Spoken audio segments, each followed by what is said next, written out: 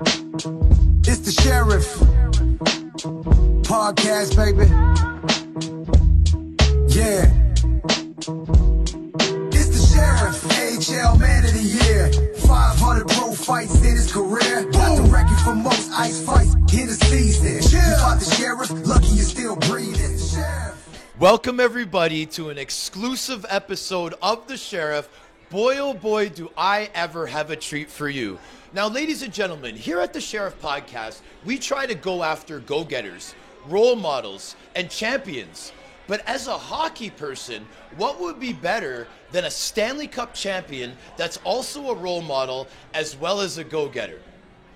Ladies and gentlemen, boys and girls all over the world, I would like to introduce to you our guest tonight. He hails from Drummondville, Quebec. At 6 feet, 194 pounds, he is a middleweight. He is part of the Quebec royal family, the Dions. He played over 700 professional hockey games. He is a Stanley Cup champion, and he is the all-time best player to ever put on a Cambridge Hornets jersey. Ladies and gentlemen, without further ado, Mr. Gilbert Dion. How are you doing, my friend? Is this where I'm supposed to drop the gloves? That's not going to happen. I'll tell you one thing, Gilbert. I know that you were mostly a skilled player, but I wouldn't want to mess with you, man. You look like you're in tremendous shape. I wouldn't want to do that, my friend. Hey, Sean, can you believe this body won the Stanley Cup? Hey, listen. Let's get this out right off the hop. I'm getting a little bling here from the light, and I think it might be a piece of jewelry that you're wearing. We are honored that Gilbert brought his Stanley Cup ring. So I really want to thank you for doing that, buddy. I'm a big fan, and it was a big honor for me to see that live in person. That's great, and you know what? I'm very happy to be here at the bottom line.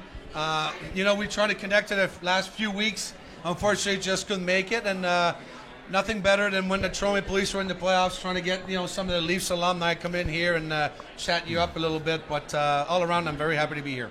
Well, I'm honored that you're here, Gilbert, because not only am I a big fan, but now that I'm trying to have a platform, trying to have a post-hockey career, I'm really trying to network and be close to people like yourself that are role models, that do have a lot going on, and that could set examples for younger hockey players when they stop playing, what they get involved with afterwards. So thank you for being here, it's first and foremost. Sean, and let you know, also for when we call ourselves old guys, old alumni, having a hard time with social media and Instagram, we just slowly get into it. And thanks to you, Sean, and many podcasters out there that just trying to reach out.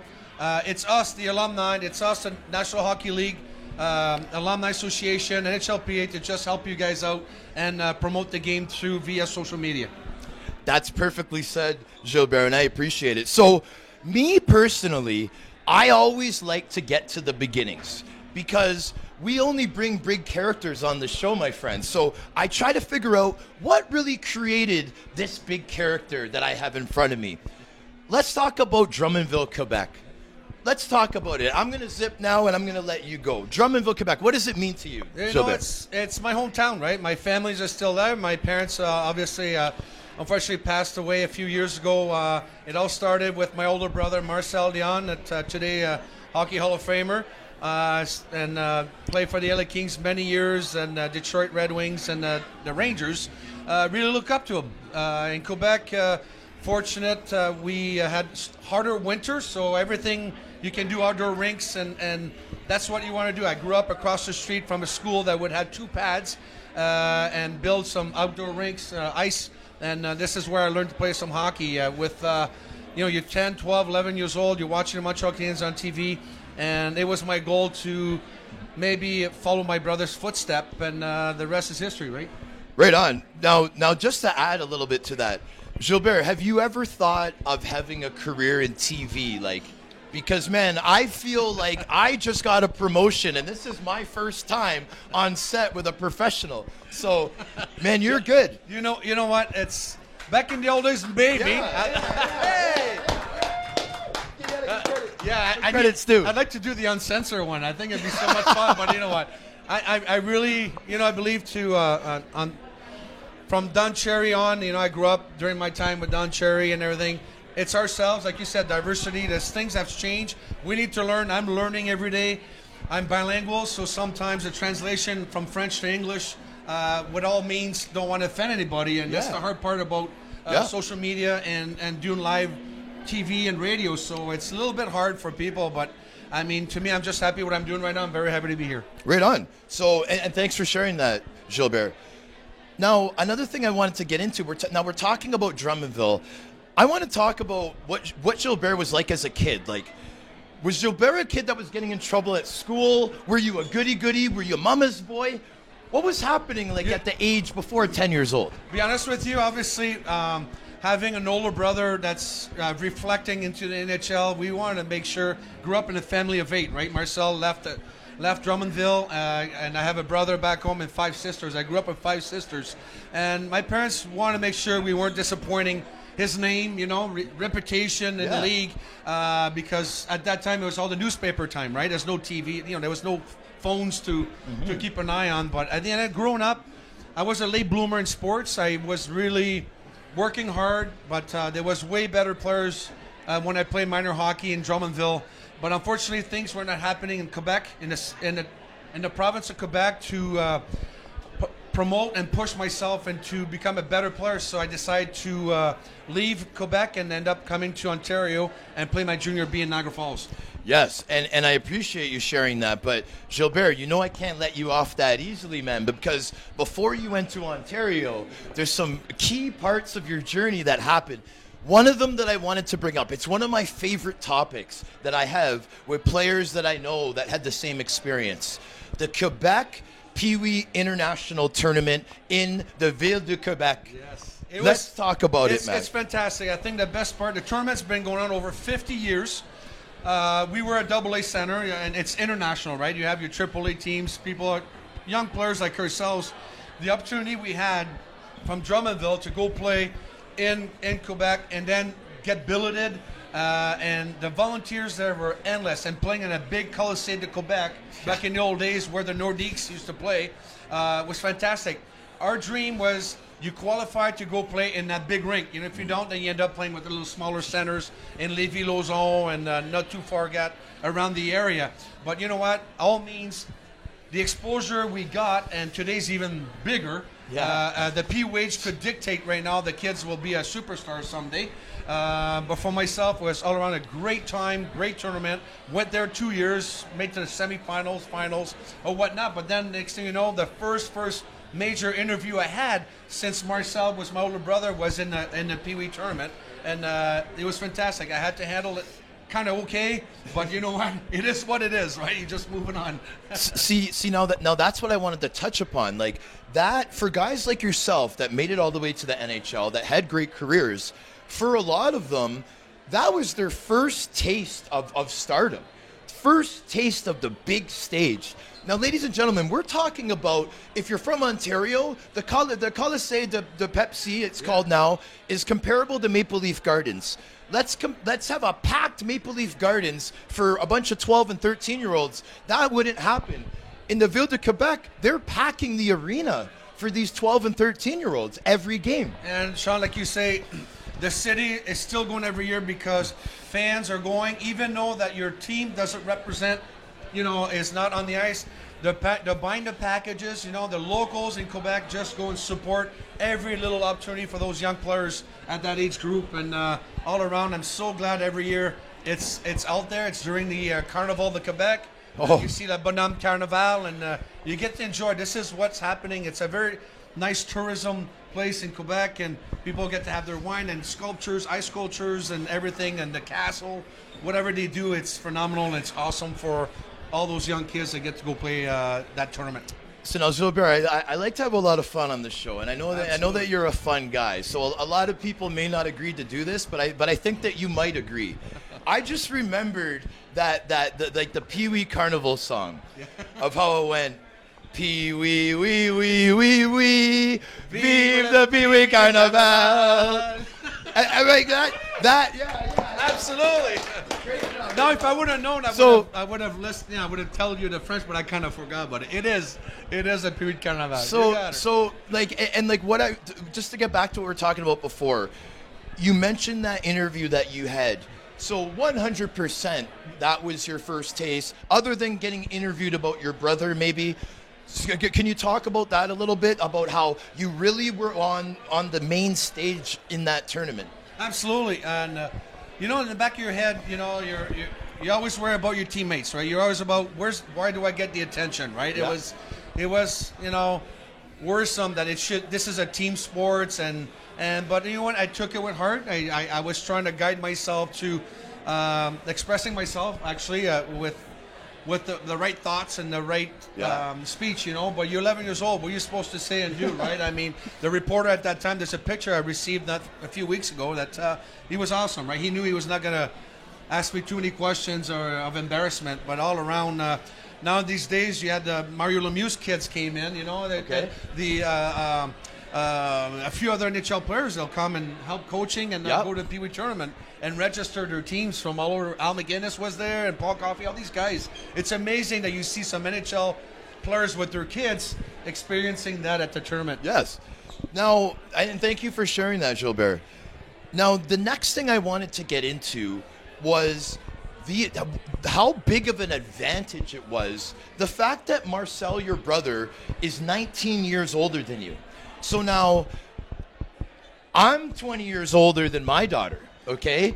So it must have been almost like a fatherly figure, just as well as an older brother figure. And what I'm trying to get at is I want you to talk to the audience about the meeting that took place with you, Marcel, and your parents when you guys decided, and I think it was when you said that you wanted to learn English, that Marcel said, the kid's ready, let's make a plan for him, and then the move was made to Ontario. Can you talk about that time a little bit? Exactly. I mean, the first year that we were going to make the move, my parents were not going to release me, and they thought I was too young, so I ended up moving to Quebec City, eventually play my U18 age. Apologize, back then it was called midget age, the age group kind of changed, and I had to drop back to the U15 caliber. Disappointment. My sister was disappointed. My brother-in-law was the coach for the U18 team. I said, I still want to do it. It's diversity. I just want to go try it and see if this has happened. If I get homesick, if I just don't like what's happening, then might as well come home. So I spent a whole year in Lévis-Lauzon and play my U15 age year. And it was tough, right? Here's an outsider coming into the city. The brother, Marcel Dion, they were going to throw me the captaincy. Yeah. And I was mature enough to tell the coach, I said, this is not right. You're already putting a target on me right now. I said, yes. You need to name one of your veterans. That's your second-year player should be the captain. And he couldn't believe it, how I responded that way. Well, you know what? Was I being coached or not, or knowing how Marcel was dealing with the NHL and so forth and parenting? Yep. Of course I was, right? Mm-hmm. So eventually things turned out right, and that's what Marcel says. When I said I want to learn English, I said, you're ready. And I went to move to Niagara Falls, tried out to St. Catharines, played some junior B, and didn't make the cut. Eventually I was 16, and Niagara Falls took a chance. And when you say sometimes politics in sports and hockey, maybe there is. I was fortunate enough that the coaches wasn't sure, but I was billeted, and the billets were confident I would be okay. And I was splitting my ice time with the midget team, the U18, and the junior. But soon as they realized that when I was playing junior, they go, we can't send you down. Yeah. So I earned my spot, I earned my ice time, and my first year was always a learning curve. And it seems like throughout my stats and career, the second year I always blossomed. If you see it, I end up with a bunch of goals, and that's how the Kitchener Rangers end up drafting me for the OHL. I appreciate that story so much, because I don't know if you noticed, but we're standing, but I'm kind of like on the edge of my seat listening to you, because you're such a good storyteller. Well, you know what? At the end of the day, I've said that too many times to so many parents. They're diehard out there spending tons of money. And I always tell one of the dad, this is my line. I said, would you move for your son or your daughter or your kid? They're like, what are you talking about? I said, would you move? Is he that good? Is she that good? Well, I don't think I'll move. Then don't. It's not the player then. That's not it. It's not going to work. My parents sacrificed, made that move. You know what I'm saying? And do what you got to do. So to all the dads out there and parents, I know there's a lot of money involved in minor hockey in today's, and you see that GTHL right now, that kids coming from all over the world Oh yeah. come and play and expose themselves Yep. to potentially make the NHL. But all around, it's a fierce competition out there in Canada. It's some crazy competition. Gilbert, let's get a little bit more in depth. Now, back then, as I'm sure it is still, there was a rule that you couldn't transfer from province to province, right? Correct. Yet there was ways around it if your family was going to be that committed, and that, I guess committed is the best word to use. Now, we've done a show before, Yeah. so I just find this being so interesting. So now this was so intense that there was investigators that were like watching and everything and making sure that you guys were staying in Ontario and that you weren't violating the rules, correct? Exactly. It's a sacrifice my parents made. We put the house for sale. It was legit. My parents moved to Niagara Falls. We stayed trying to relocate at that time to the house would sell in Drummondville. We stayed in a nice little hotel. Feel sorry for my late parents. They just couldn't speak any English, right? But they knew they were going to do it for 4 or 5 months. Investigator would come in, make sure my parents were still at the same hotel, still looking for a location. I was billeted, and I was going to a nice French immersion school in Welland.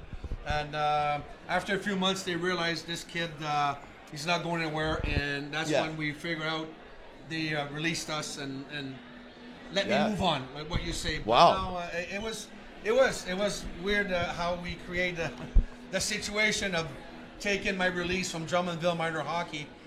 Thanks to them, today I wouldn't be here if I was secretly There you go. get that So now, release. now we've done a couple applauses already, but now we're talking about your late parents sacrificing and moving. So we're gonna have to do it again, my friend.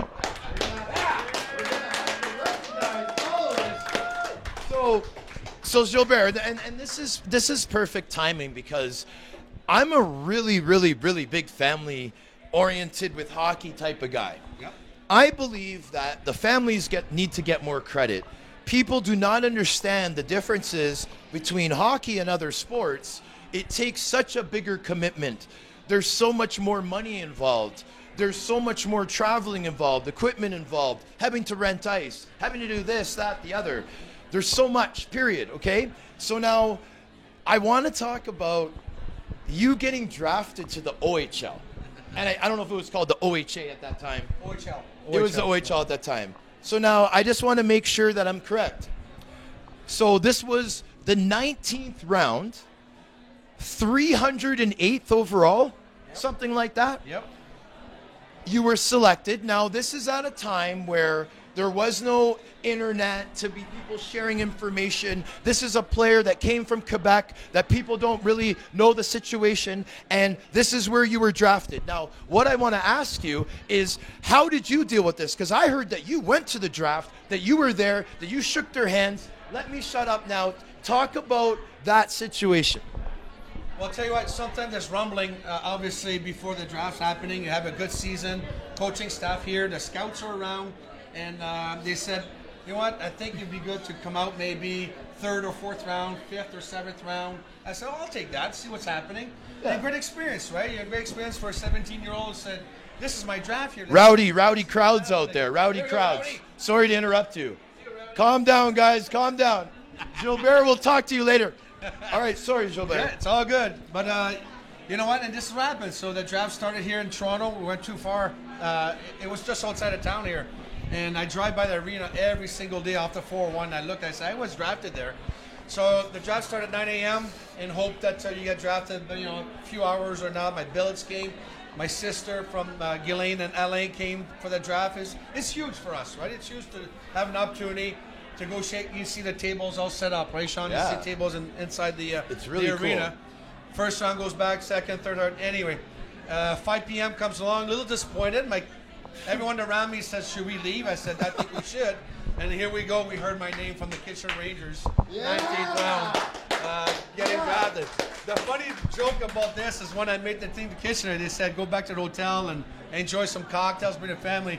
all we had was like half 2 carrots left over and half bottles of water. There was nothing left by the time I showed up at the reception. So it was amazing. But do you see how hard you realize something and do it, right? You just experience it. Oh, yeah. And unfortunately, when you speed up to the NHL, one of the things in Vancouver, a lot of money to spend, I opt out due to the bad experience in junior. And I said, no, I think I'll just watch it on TV. And that's what I did.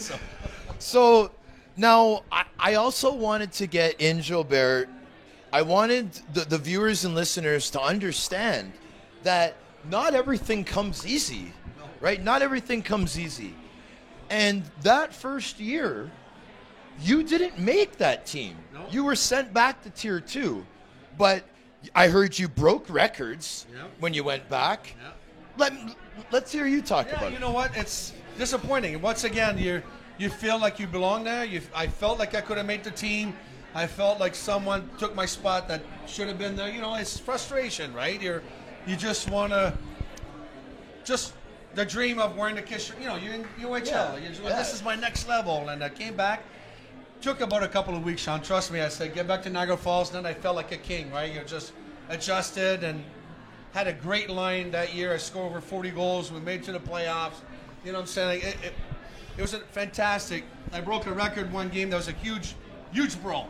And obviously, I'm not the fighter, so I sat back and see what's going on. Everyone's suspended, so I think there was only 7 of us left on the bench during the playoffs. So we won 10-3, and I scored 7 goals and 3 assists. So wow, 7 goals and 3 assists. It was unbelievable. It was sickening, right? At 17 years of age. So that's incredible. That's incredible, Gilbert. So now, and then the following season, was that the year that you guys lost to Eric Lindros's team? Yeah. So then when we went to Kitchener, my second year, my first year was a learning curve again. Just didn't play much. The second year, I had a great line. I ended up with 105 points. Played with my my good teammate Jason Firth. That's from Thunder Bay.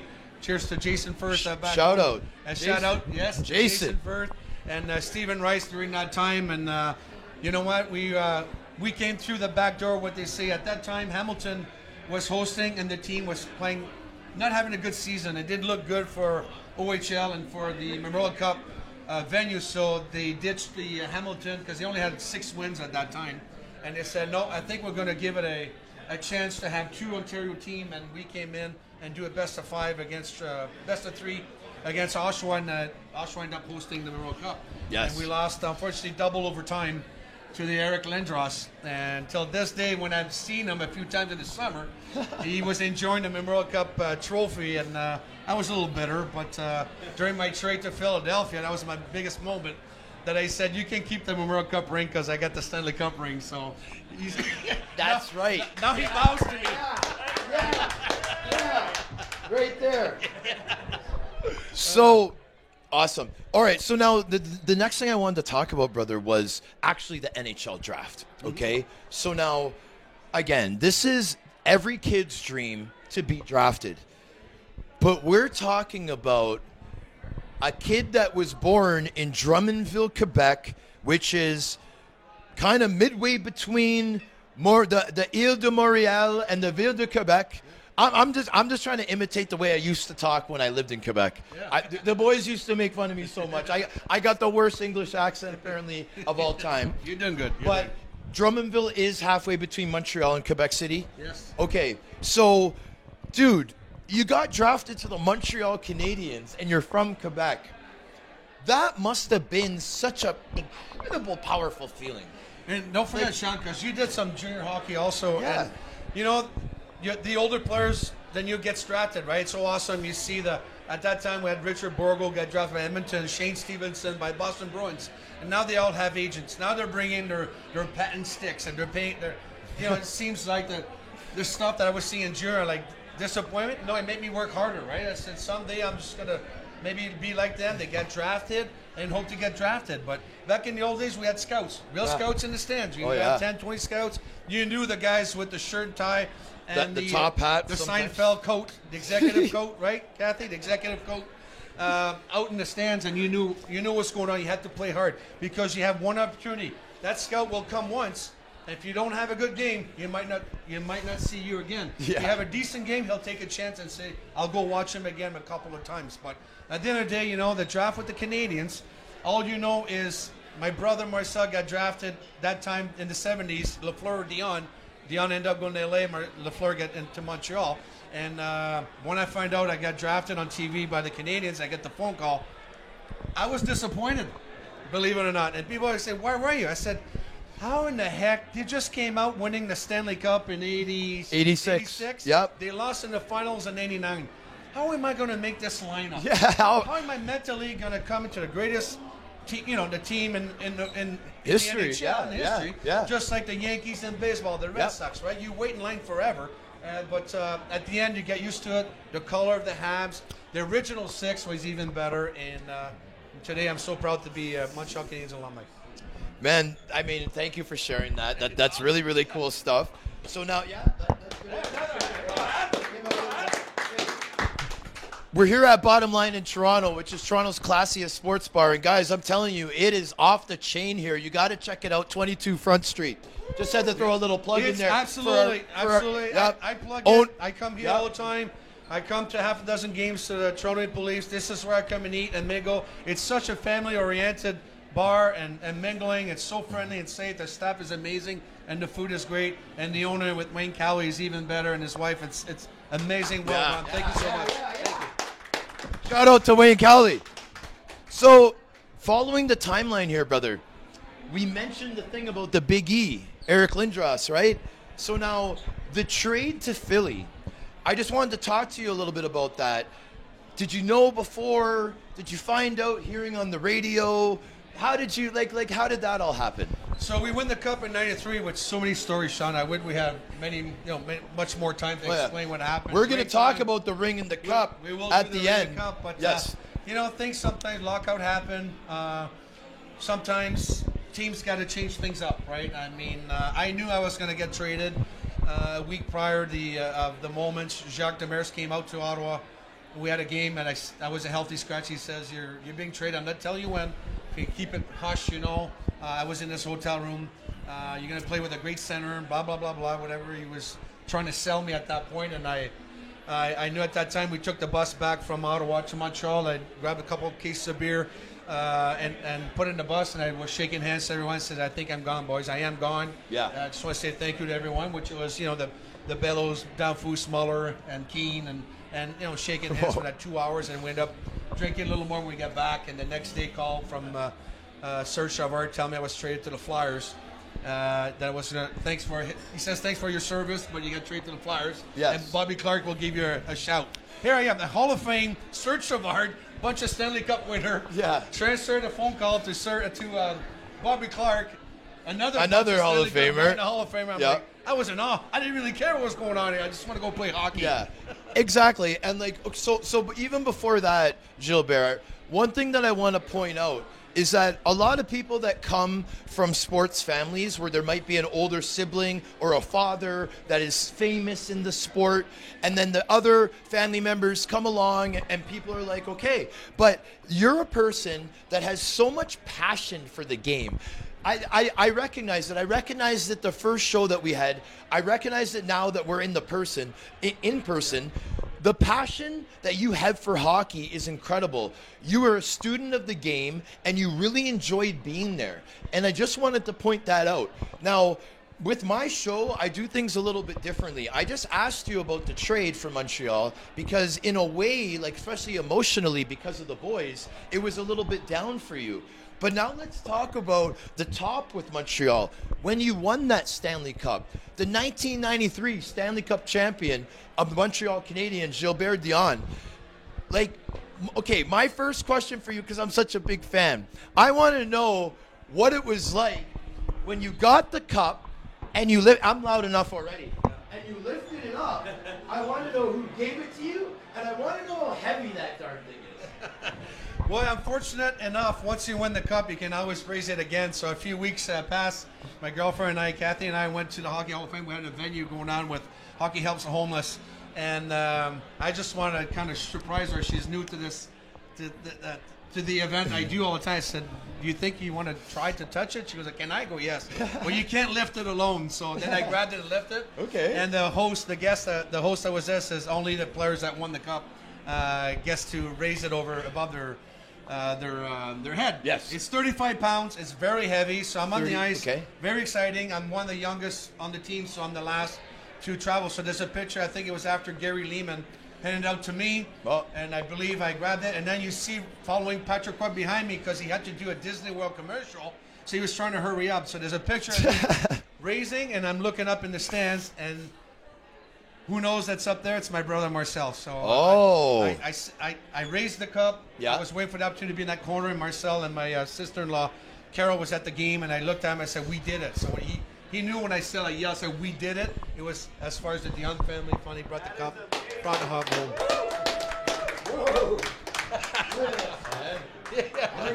But let's not forget, it was a well-run, and if we speed up game of today, it was a cliquey team, right? We had to make sure everything was great, and I'll do one quick story of many. Please. That you find out after the fact. So Jacques Demers, our coach, pulled the top 8 veterans: Carbonneau, Muller, Danfous, Bellows, Keane, Desjardins, and Pointschneider. He brought these guys in the dressing room, and Jacques says, "Listen, guys, I'm going to take probably 40 seconds out of your ice time, average ice time, so I get to play the kids." And the kids was myself, Paul DiPietro, Ed Ronan, Brice Bois, Kevin Aller in defense.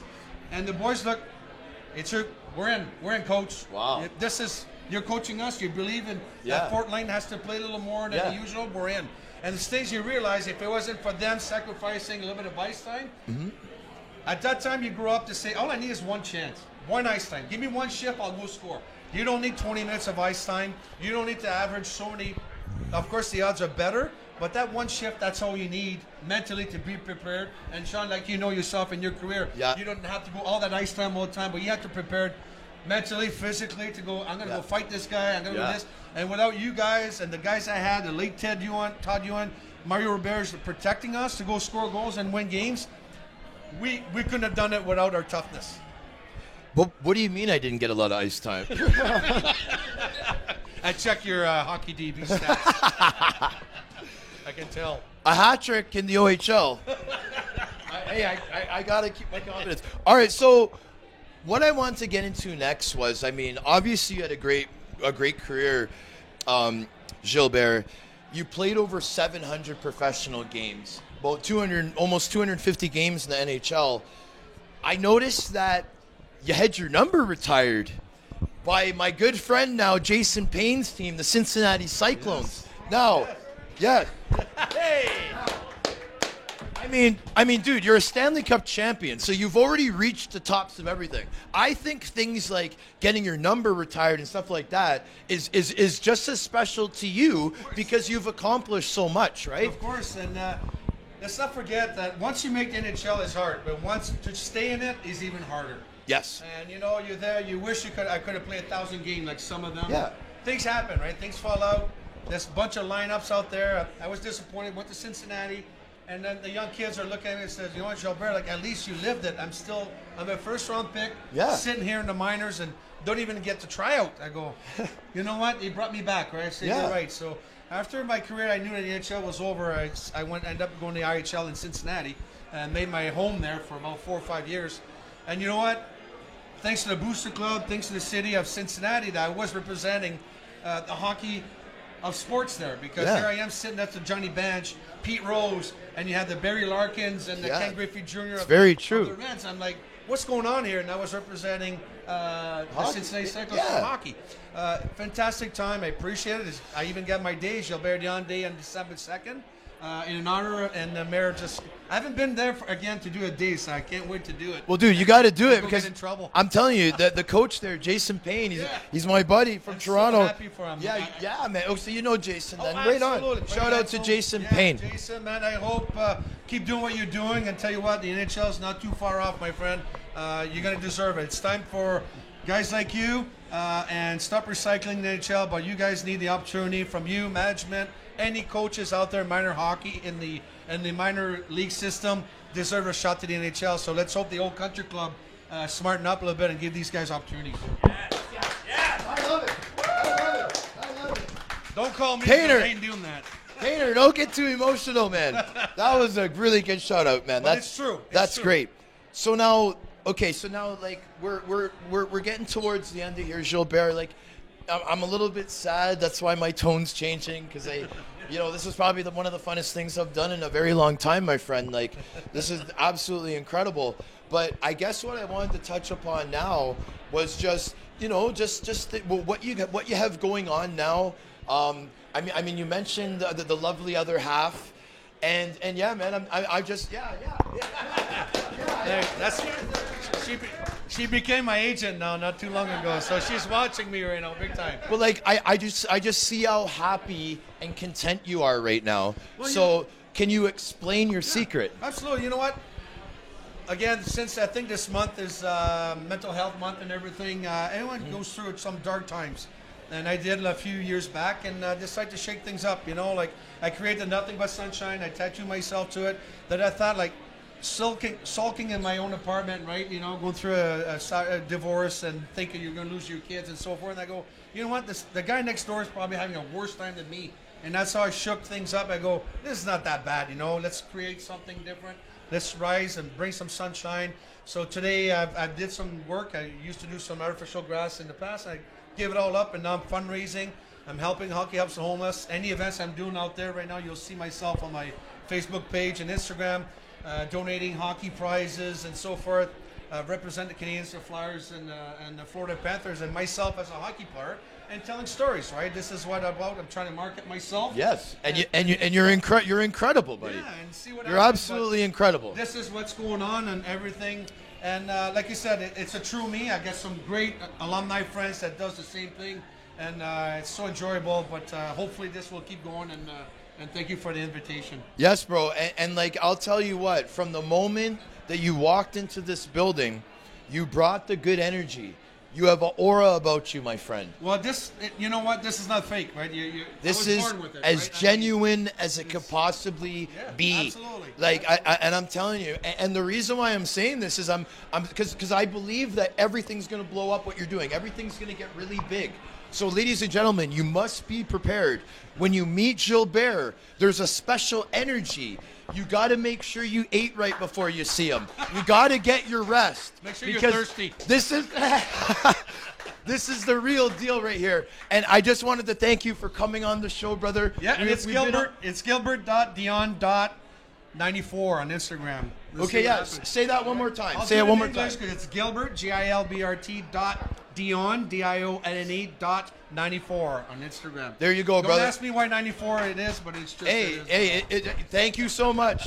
And I want to thank the listeners for tuning in to another episode of The Sheriff. We'll see you next time, guys. Woo!